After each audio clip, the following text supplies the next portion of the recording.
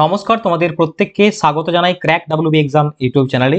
PSC miscellaneous পরীক্ষার জন্য তোমাদের লাগাতার ক্লাস আমাদের আসছে এবং তোমাদের অন ডিমান্ড টপিক রয়েছে সায়েন্সের উপরে, জেনারেল সায়েন্সের। তো সেগুলোর জন্য আমাদের ম্যারাথন ক্লাস আসছে। পাশাপাশি তোমাদের জন্য আরও একটা টপিক বা একটা কন্টেন্ট লঞ্চ করলাম, যেটা হচ্ছে সাবজেক্ট ওয়াইজ বিভিন্ন যে সমস্ত ইম্পর্টেন্ট চ্যাপ্টার বা ইম্পর্টেন্ট টপিকগুলো রয়েছে সেইখান থেকে তোমাদের জন্য এমসিকিউ উইথ এক্সপ্লেনেশন ক্লাস আমরা নিয়ে আসবো।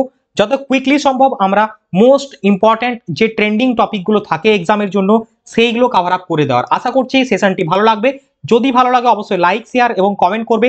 আর প্রথমেই আমাদের চ্যানেলটিকে সাবস্ক্রাইব করে রাখো, কারণ মিসলেনিয়াসের অনেক ক্লাস রয়েছে। আমাদের টেলিগ্রাম গ্রুপে যুক্ত থাকো, লিঙ্ক ভিডিও ডেসক্রিপশনে দেওয়া থাকবে। অবশ্যই তোমরা সেখান থেকে কিন্তু হেল্প পাবে, অনেক ক্লাস কিন্তু রয়েছে ইতিমধ্যে। ওকে, আর পাশাপাশি সদ্য প্রকাশিত আমাদের কারেন্ট অ্যাফেয়ার্সের কমপ্লিট বুক, যেটা টার্গেট করে মিসলেনিয়াস পরীক্ষার জন্য প্রকাশিত, জানুয়ারি 2023 থেকে একদম অগাস্ট 2024 পর্যন্ত কমপ্লিট কন্টেন্ট তোমরা পাবে। কারেন্ট অ্যাফেয়ার্স মোস্ট ইম্পর্টেন্ট জায়গা, কারণ মিসলেনিয়াস বিগত বছরের পরীক্ষায় 10 থেকে 12টি কোয়েশ্চেন এখান থেকে এসছে। সো তুমি ডিসাইড করবে চাকরিটা পেতে গেলে তুমি এই বইটি সংগ্রহ করবে কি করবে না। 275 টাকা অফিসিয়াল প্রাইস রয়েছে, বাট এই মুহূর্তে তুমি অফার প্রাইসে মাত্র 99 টাকার বিনিময়ে বাড়িতে বসেই ইবুক আকারে সংগ্রহ করতে পারবে। এবং কন্টেন্টটা যেভাবে ডিজাইন করা হয়েছে mostly preferable for your exam. Okay, সেইভাবেই কিন্তু রয়েছে এই কন্টেন্ট। আশা করছি তোমরা অবশ্যই বুঝতে পারলে। চলো আমরা ক্লাসটা আজকে শুরু করি। আজকের আমাদের টপিক হচ্ছে অপটিক্স বা আলো থেকে। তো আলো বা অপটিক্স থেকে ফিজিক্সের মোস্ট ইম্পর্টেন্ট একটা টপিক বা চ্যাপ্টার, সেইখান থেকে ইম্পর্টেন্ট যে সমস্ত কোয়েশ্চেন হতে পারে বা হয় বা হওয়ার সম্ভাবনা রয়েছে সেইগুলো আমরা দেখব। প্রথম প্রশ্ন তোমাদের জন্য স্ক্রিনে রয়েছে, নিচের কোন আলোটি প্রিজমের মধ্য দিয়ে যাওয়ার সময় সবচেয়ে বেশি বিচ্যুত হয়? নিচের কোন আলোটি প্রিজমের মধ্য দিয়ে যাওয়ার সময় সব থেকে বেশি বিচ্যুত আলো হচ্ছে কোনটা? লাল আলো, বেগুনি আলো, নাকি অপশন এ মানে লাল আলো, নাকি বি মানে না এ না বি মানে দুটোর কোনোটাই নয়, নাকি উভয়? তো সঠিক উত্তর কোনটা হবে? সঠিক উত্তরটা হবে অপশন বি, বেগুনি আলো ইজ দ্য কারেক্ট অ্যান্সার। প্রিজমের মধ্য দিয়ে আলো গেলে সব থেকে বেশি বিচ্যুত আলো হচ্ছে বেগুনি আলো।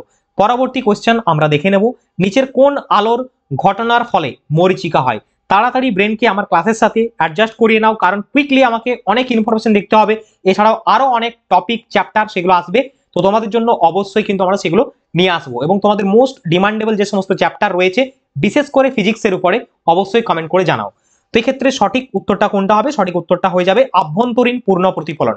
আলোর ঘটনা বা যেটা হয় মরীচিকার জন্য আমরা মরীচিকা দেখতে পাই, সেটা হচ্ছে আভ্যন্তরীণ পূর্ণ প্রতিফলন, বা সংক্ষেপে যাকে আমরা বলি TIR, বা যাকে আমরা বলি total internal reflection. Total internal রিফ্লেকশনের বেশ কয়েকটা উদাহরণ রয়েছে, যেরকম তুমি সব থেকে মোস্ট এক্সাম্পল পাবে সব থেকে হচ্ছে এই মরীচিকা বা মিরেজ, 2 নম্বর তুমি পাবে অপটিক্যাল ফাইবার, 3 নম্বর তুমি পাবে ডায়মন্ড। ওকে, তিনটে। চলো নেক্সট, নিচের কোনটির জন্য দৃশ্যক্ষেত্র সর্বাধিক হয়? দৃশ্যক্ষেত্র সর্বাধিক হয় কোনটার ক্ষেত্রে? মানে ফিল্ড অফ ভিউ।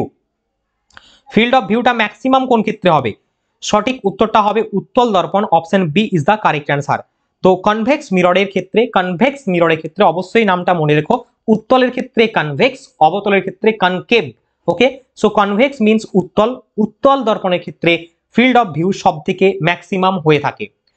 নেক্সট আমরা পরবর্তী কোশ্চেনে যাব। পরবর্তী কোশ্চেনে যাওয়ার আগে ছোট্ট একটা আপডেট তোমাদেরকে যেরকমটা আমি দিচ্ছি অবশ্যই দেব, কারণ তোমাদেরই হেল্প হবে।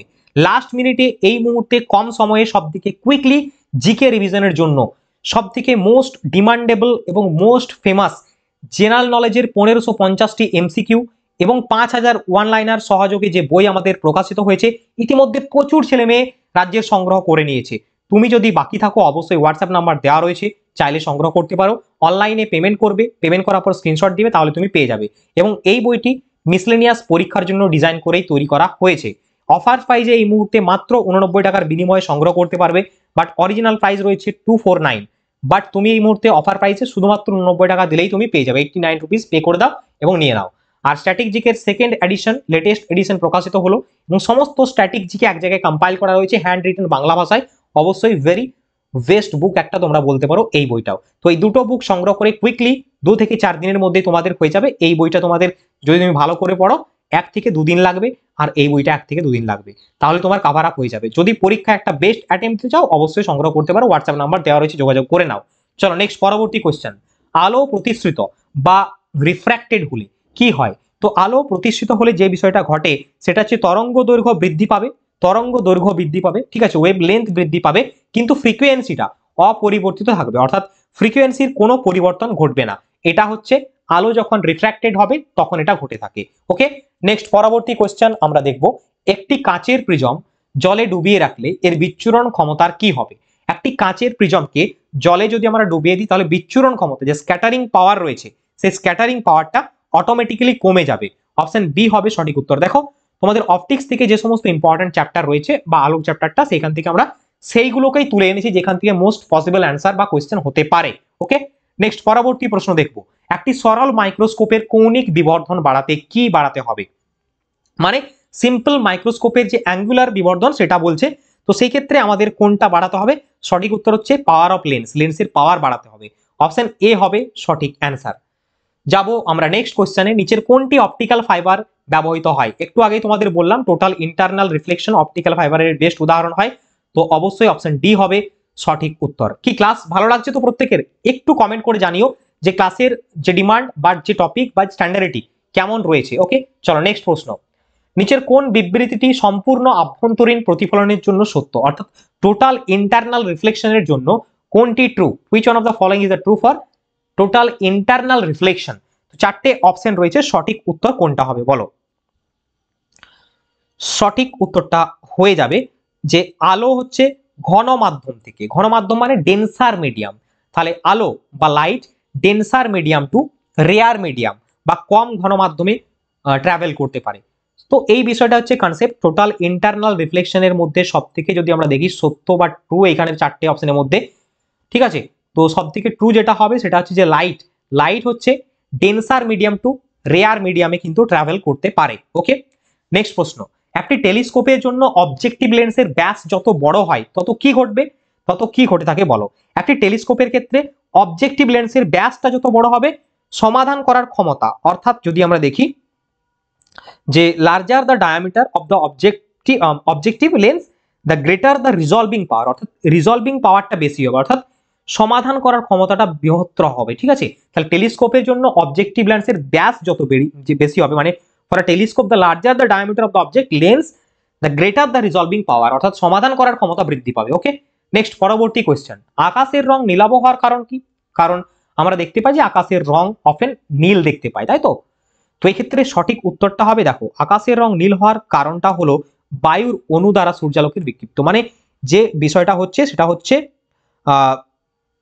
এয়ার যে সমস্ত মলিকিউল রয়েছে সানলাইট সেগুলোকে রিফ্লেক্ট করবে। তো অপশন এ হবে সঠিক উত্তর। ওকে, নেক্সট প্রশ্ন, সূর্যোদয় বা সূর্যাস্তের সময়, সানরাইজ এবং সানসেটের সময়, at the time of sunrise and sunset আকাশের রং নীল দেখায় সানরাইজের সময় এবং সূর্যের লালচে আভা দেখা যায়। এই দুটো রং কেন হয় বলতো? বলতে পারবে? বিচ্ছুরণ, প্রতিফলন, প্রতিসরণ নাকি সবগুলোই? তো যেটা সঠিক উত্তর হবে scattering is the correct answer, option A হবে সঠিক উত্তর, option A is the correct answer. Okay, এই টাইপের প্রশ্নগুলো মোস্ট ইম্পর্টেন্ট। যদি ক্লাসটা ভালো লাগছে অবশ্যই লাইক করো, চ্যানেলটিকে সাবস্ক্রাইব করে অল নোটিফিকেশন অন করে দাও, কারণ যখন তখন অনেক ক্লাস আসবে তোমাদের। নেক্সট পরবর্তী প্রশ্নে আমরা যাব, একটি গোলাকার দর্পণ মেরু এবং ফোকাসের মধ্যে দূরত্ব, মানে যেটা বলতে চাইছে একটা স্ফেরিক্যাল মিরার, একটা স্ফেরিক্যাল মিরার তার যে পোল রয়েছে, পোল, ঠিক আছে, পোল এবং যে ফোকাস রয়েছে, ফোকাসকে আমরা স্মল এফ তে প্রকাশ করি এবং পোলকে আমরা পি বলে থাকি, মানে যেটা ফিজিক্সের ভাষায়। সো একটি গোলাকার দর্পণ বা যে স্ফেরিক্যাল মিরার তার পোল এবং ফোকাসের মধ্যে ডিস্টেন্সটা কত? তো সেই ক্ষেত্রে যেটা হয়ে যাবে রেডিয়াস আপন 2, অর্থাৎ radius by 2 is the correct answer, option C is the correct answer. Okay, so the distance between the pole and the focus of a spherical mirror is known as the focal length. Okay, চলো next পরবর্তী question, একটি সাধারণ মাইক্রোস্কোপে কোন lens use করা হয়? সাধারণ মাইক্রোস্কোপের ক্ষেত্রে আমরা যখন দেখবো যে উত্তল লেন্স, অবতল লেন্সের উদাহরণ, সেইখানে বেস্ট ভালোভাবে বুঝতে পারো ফিজিক্সের একটা ম্যারাথন ক্লাস রয়েছে, সেটা অবশ্যই এই ক্লাসটার পরে দেখে নিও। তো এই ক্ষেত্রে সঠিক উত্তরটা হবে উত্তল মাইক্রোস্কোপের ক্ষেত্রে আমরা কনভেক্স লেন্স ইউজ করি, তাই তো? চলো নেক্সট, একটি রামধনুতে রংগুলি ড্যাশ ঘটনার দ্বারা গঠিত হয়, মানে রামধনুর যে রংগুলো সেইগুলো কারণটা কি? তো সঠিক উত্তরটা হয়ে যাবে এখানে বিচ্ছুরণ বা scattering, option D is the correct answer. Okay, দেখো এই রেনবো বা রামধনু থেকে অনেকগুলো প্রশ্ন হয়, খুব ভালোভাবে মনোযোগ সহকারে শুনবে। প্রথমে আমি তোমাদের বলে দিই যে রামধনু ঘটনাটা আসলে কি। দেখো এক পশলা বৃষ্টির পর আমরা আকাশে রামধনু দেখতে পাই, এক নম্বর ফ্যাক্ট। কিন্তু কেন দেখতে পাই? কারণটা হচ্ছে বৃষ্টির পর বায়ুমণ্ডলে বা অ্যাটমসফিয়ারে অনেক ওয়াটার ড্রপলেট বা জলকণা ভেসে থাকে, তো সেই জলকণাগুলো সূর্যের আলো সেখান থেকে কি হয়? বিচ্ছুরিত হয়, দ্যাটস ওয়াই কিন্তু বিভিন্ন রঙে বিভক্ত হয় এবং আমরা রামধনু ছটা বা রঙের ছটা দেখতে পাই, 7টি রঙের ছটা, তার জন্য রামধনু বলছে। ওকে, ঠিক যেরকমটা আমরা মানে প্রিজমের ক্ষেত্রে দেখে থাকি, প্রিজমের মধ্য দিয়ে কোনো লাইট পরিচালনা করলে 7টি রঙে বিভক্ত হয়ে যায়, ভিবগিয়র বলা হয় বেনি আসহ কলা, সেম জিনিসটা ঘটবে হচ্ছে রামধনুতে। এরপরে এইখান থেকে আরেকটা প্রশ্ন হয় যে এক পশলা বৃষ্টির পর রামধনু দেখা যায় আকাশের কোন দিকে, এটাও করতে পারে। তাহলে সূর্যের বিপরীত দিকে, সূর্যের দিকে, নাকি সূর্যের অনুপস্থিতি, নাকি যে কোনো দিকে। তো এই ক্ষেত্রে সঠিক উত্তরটা হবে সূর্যের যেদিকে থাকবে তার বিপরীত দিকে রামধনুটা দেখা যাবে। এখান থেকে এই কোয়েশ্চেনটাও কিন্তু হয়ে থাকে। এবং রামধনুর যে রঙগুলো সাজাতে দিতে পারে অনেক সময়, ঠিক আছে, তো ভিবগিয়র ইংলিশে হয় বা বেনি আসহ কলা, বেগুনি, নীল, এভাবে সাজানো হয়, প্রত্যেকে এটা জানো। ওকে, চলো নেক্সট পরবর্তী কোয়েশ্চেন। একটি পেরিস্কোপ ব্যবহার মানে একটি পেরিস্কোপের ক্ষেত্রে কি ব্যবহার করা হয়? ওকে, একটি পেরিস্কোপের ক্ষেত্রে ব্যবহার করা হয় দুটো সমতল দর্পণ বা প্লেন মিরর, অপশন সি হবে সঠিক উত্তর। তাহলে পেরিস্কোপের ক্ষেত্রে দুটো প্লেন মিররস ইউজ করা হচ্ছে, তাই তো। এবং যে পেরিস্কোপ, এই পেরিস্কোপের ব্যবহার দুটো দেখে নাও, যেটা আমরা সাবমেরিনের ক্ষেত্রে বেশিরভাগ ইউজ করে থাকি, ঠিক আছে, জলের উপরে কোনো অবজেক্ট রয়েছে কিনা সেটা জানার জন্য। আর পরবর্তী ক্ষেত্রে কোনো কেমিক্যাল রিয়াকশন হয়েছে কিনা নিউক্লিয়ার রিয়াক্টরের মধ্যে, সেই বিষয়টা জানার জন্য আমরা কিন্তু পেরিস্কোপ ইউজ করে থাকি। তাহলে কোথায় বললাম, একটা হচ্ছে সাবমেরিনার্সরা ইউজ করে কোনো সারফেস মানে ওয়াটার সারফেসে কিছু রয়েছে কিনা অবজেক্ট, আর 2 নম্বর হচ্ছে তোমাদের নিউক্লিয়ার রিয়াক্টরের মধ্যে কোনো কেমিক্যাল রিয়াকশন হয়েছে কিনা সেটা জানার জন্য, আর থার্ড ওয়ান হচ্ছে মিলিটারি পেরিস্কোপও ব্যবহার করা হয়, ঠিক আছে, তাদের সিকিউরিটি পারপাসের জন্য। নেক্সট পরবর্তী, আচ্ছা যেরকমটা বললাম তোমাদের অবশ্যই এই বিষয়টা কনসিডার করতে পারো তুমি, হোয়াটসঅ্যাপ নাম্বার দেওয়া রয়েছে, অবশ্যই যোগাযোগ করো, কারণ প্রচুর ছেলে মেয়ে সংগ্রহ করছে, তার জন্য তোমাদের প্রতি আমার বলার। ওকে, তো ডিয়ার স্টুডেন্ট, এই টপিক থেকে আজকের ক্লাসে ইম্পর্টেন্ট এই প্রশ্নগুলোই ছিল। দেখা হচ্ছে পরবর্তী টপিক নিয়ে, তার জন্য অবশ্যই টেলিগ্রাম গ্রুপটায় যুক্ত থেকো আমাদের, সেখানে মোস্ট ইম্পর্টেন্ট তোমরা কুইজ পাবে, পিডিএফ ক্লাস ইত্যাদি আপডেট পাবে সেখানে। তো অবশ্যই জয়েন করো, টেলিগ্রামের লিঙ্ক ভিডিও ডেসক্রিপশনে দেওয়া থাকবে। দেখা হচ্ছে পরবর্তী ক্লাসে, সকলে ভালো থেকো, সুস্থ থেকো, বন্দে মাতরম, জয় হিন্দ।